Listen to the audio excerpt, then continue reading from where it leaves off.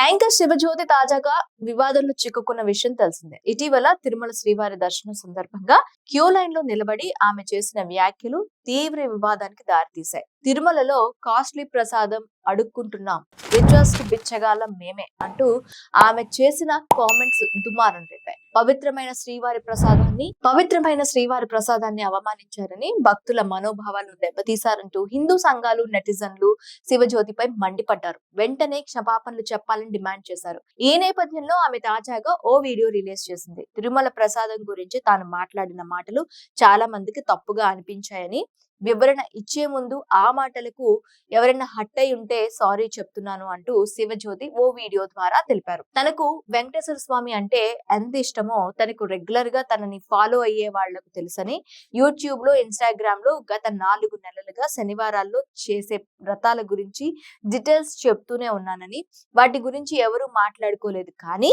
దురదృష్టవశాత్తు దీని గురించి మాట్లాడుకుంటున్నారని అన్నారు. ఏదైనా సరే తన సైడ్ నుంచి తప్పు జరిగింది కాబట్టి క్షమాపణ కోరుతున్నానని, ఇదేదో కేసులు పెడతామని అన్నందుకు కాదని, తనకు కూడా అలా మాట్లాడి ఉండకూడదని అనిపించిందని, అందుకోసమే క్షమాపణ కోరుతున్నట్లు వీడియో రిలీజ్ చేశారు.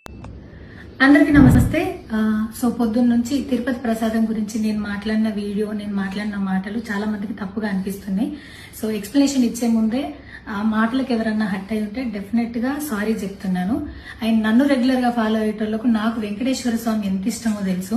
యూట్యూబ్ లో, ఇన్స్టాగ్రామ్ లో 3 నెలలు 4 నెలల సంది శనివారాల వ్రతాల గురించి, వాటి డీటెయిల్స్ గురించి నేను చెప్తానే ఉన్నా. అవేవి దేని గురించి ఎవరు మాట్లాడుకోలేరు. అన్ఫార్చునేట్లీ దీని గురించి మాట్లాడిండ్రు. ఏదైనా సరే తప్పు జరిగింది నా సైడ్ నుంచి. నా మాటలు తప్పుగా ఉన్నాయి తప్పితే నా ఇంటెన్షన్ అది కాదు. మేము రిచ్ అని అన్నది 10,000 L1 క్యూ లైన్ లో నిలబడ్డప్పుడు, పొద్దున ప్రసాదం తీసుకునేటప్పుడు కాస్ట్లీ లైన్ లో నిలబడ్డమని ఆ ఉద్దేశంతో అన్నాను. ఏం జరిగినా సరే ఇప్పుడు నేను ఏది ఇచ్చినా మీకు ఎక్స్ప్లెనేషన్ లాగానే అనిపిస్తుంది తప్పితే నేను తప్పు ఒప్పుకున్నట్టు మీకు అనిపించదు. అందుకోసం నేను దాని గురించి ఎక్స్ప్లెనేషన్ కూడా ఇస్తలేను. తప్పైతే నా సైడ్ నుంచి జరిగింది అండ్ నా తమ్ముడు సోను తరపు నుంచి కూడా జరిగింది.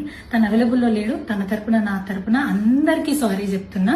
ఈ వీడియో కనుక మీకు నచ్చినట్లయితే షేర్ చేయండి, లైక్ చేయండి. అలాగే ఇలాంటి కామెంట్స్ చేస్తే నిజంగా శివజ్యోతి తప్పు ఎంత ఉంది ఏంటి అనేది కూడాను కామెంట్స్ రూపంలో తెలపండి.